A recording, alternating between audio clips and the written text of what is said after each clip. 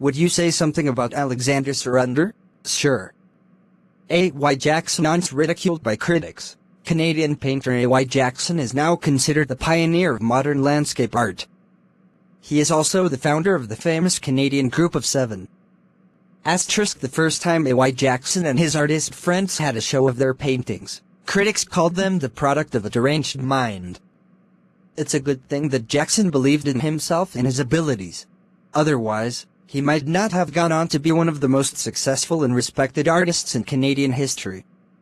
Alexander Young Jackson, everyone called him AY, was born to a poor family in Montreal in 1882.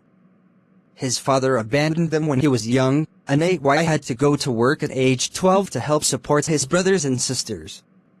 Working in a print shop, he became interested in art, and eventually he saved up enough money to travel and study in Europe.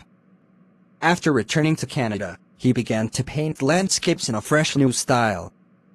Other young artists took notice, and A.Y. Jackson soon had a group of friends who not only loved to paint, but also aspired to change the traditional way in which landscapes were painted.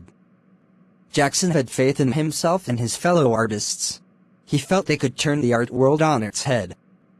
He and several other artists decided to try an unusual experiment.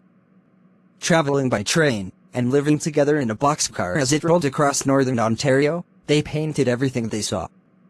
The Group of Seven, as they called themselves, put the results of the tour together to create an art show in Toronto in 1920. That was the show where the critics called the paintings art gone mad. But this did not deter AY. He was convinced that the Group of Seven was on to something great. He kept painting, traveling, and exhibiting, and although it took many years, his modern style started to catch on and his work became increasingly popular.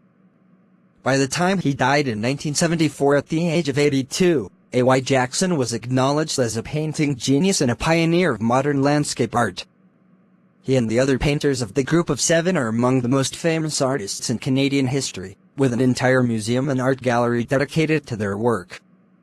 Jackson could have chosen to listen to the critics and given up his bold new ideas, but he remained confident and followed his dream.